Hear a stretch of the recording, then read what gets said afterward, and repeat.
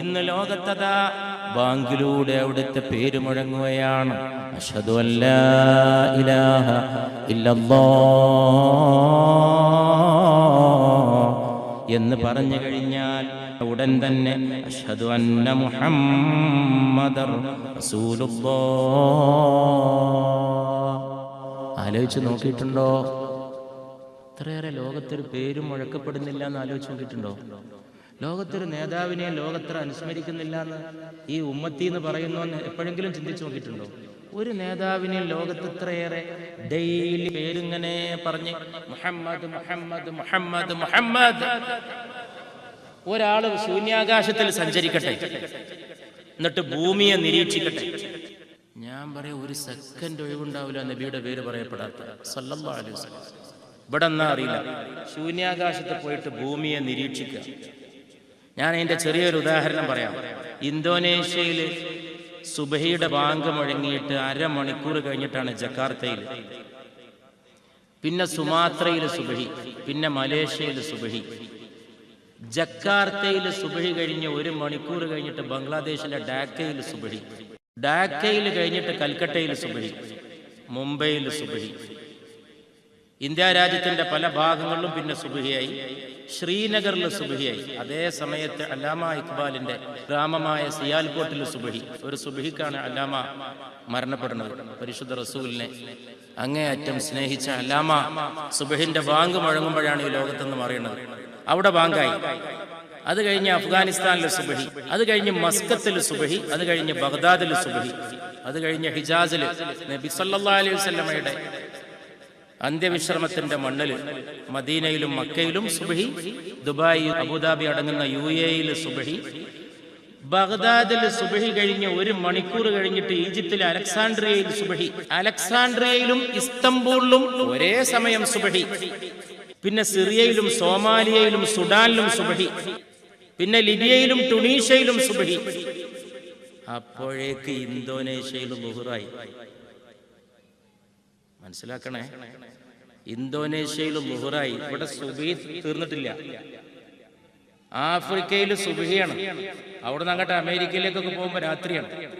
അവിടെ സുബഹിയാണതിന് മുമ്പ് ജക്കാർത്തയിലെ മുഅദ്ദിൻ വീണ്ടും മുഹമ്മദ് റസൂലുള്ളാഹ് എന്ന് പറയാൻ ളുഹറായി. ഡാക്കയിൽ ളുഹറാവുമ്പോ കിഴക്കൻ ഇന്തോനേഷ്യയിലെ അസ്റായി.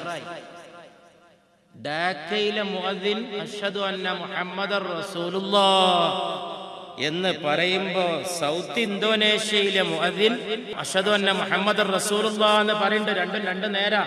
അവിടെ അസ്റായി. ഇന്തോനേഷ്യയിലെ ഇശ ആവുമ്പോ ആഫ്രിക്കയിൽ സുബഹി ബാങ്ക് കൊടുക്കണേ ഉള്ളൂ. സെക്കൻഡ് മുഹമ്മദ് മുഹമ്മദ് മുഹമ്മദ്. ഇത് ആലോചിച്ച് നോക്കിയിട്ടുണ്ടോ? പ്രപഞ്ചം മുഴുവൻ മുഴങ്ങുന്ന നാമധേയമേ മുഹമ്മദ് മുസ്തഫ സല്ലല്ലാഹു അലൈഹി വസല്ലം. ഒരാൾ ശൂന്യാകാശത്തേക്ക് ഇതിനു വേണ്ടി മാത്രം ഒരു പേടകമുണ്ടാക്കിയിട്ട് പോയി എന്ന് വെക്കട്ടെ. ഇത് ഞാൻ എവിടെയും വായിച്ചിട്ട് പറയല്ല, ഞാൻ എൻ്റെ മനസ്സിന്ന് അള്ളാന്റെ തൗഫീഖ് കൊണ്ട് പറയാണ്. ഞാൻ റസൂലുള്ളാഹിനെ മദ്ഹ് ചെയ്യാൻ വേണ്ടി പറയണം. സല്ലല്ലാഹു അലൈഹി വസല്ലം. എന്നിട്ട് ഒരു പ്രത്യേക ഓഡിയോ സിസ്റ്റം വെച്ചിട്ട് ഭൂമിയിലെ ശബ്ദ തരംഗങ്ങളൊക്കെ പിടിച്ചെടുക്കുന്ന അതിശക്തമായ ഇൻട്രിക്കേറ്റ് ടെക്നിക്കൽ സോഫിസ്റ്റിക്കേറ്റഡ് ആയിട്ടുള്ള ഒരു ഓഡിയോ സംവിധാനം വെച്ചുകൊണ്ട് ഭൂമിയിലെ ശബ്ദ തരംഗങ്ങളകിലവും പിടിച്ചെടുക്കുന്ന ഒരു യന്ത്ര സംവിധാനം വെച്ചുകൊണ്ട് നാളെ ശാസ്ത്രം പുരോഗതി പ്രാപിച്ച ശേഷം ഏതാനും മുഹിബ്ബുർ റസൂലുകൾ, പ്രവാചക സ്നേഹികൾ സല്ലല്ലാഹു അലൈഹി വസല്ലം ശൂന്യാകാശത്തേക്ക് ഒരു ഉപഗ്രഹം ഉണ്ടാക്കി അതിൽ യാത്ര ചെയ്തിട്ട് അവര് ഭൂമിയിലെ ശബ്ദം പിടിച്ചെടുക്കട്ടെ. ഓരോ സെക്കൻഡിലും അവർക്ക് ഭൂമിയിൽ നിന്നൊരു പേര് മാത്രം മുഴങ്ങുന്നത് കേൾക്കാം. അഷ്ഹദു അന്ന മുഹമ്മദർ റസൂലുള്ളാഹ്, അഷ്ഹദു അന്ന മുഹമ്മദർ റസൂലുള്ളാഹ്, അഷ്ഹദു അന്ന മുഹമ്മദർ റസൂലുള്ളാഹ്. ചൈനയിലെ മൂക്ക് പതിഞ്ഞ മുഅദ്ദിനും ആഫ്രിക്കയിലെ ആജാന ബാഹുവായ നീഗ്രോ മുഅദ്ദിനും അമേരിക്കയിൽ ഇംഗ്ലീഷ് സംസാരിക്കുന്ന മുഅദ്ദിനും ലണ്ടനിലെ മുഅദ്ദിനും ഇന്ത്യക്കാരനായിട്ടുള്ള മുഅദ്ദിനും മലേഷ്യക്കാരനായ മുഅദ്ദിനും ലോകം മുഴുവനും അശ്ഹദു അന്ന മുഹമ്മദർ റസൂലുള്ളാഹ് സല്ലല്ലാഹു അലാ മുഹമ്മദ്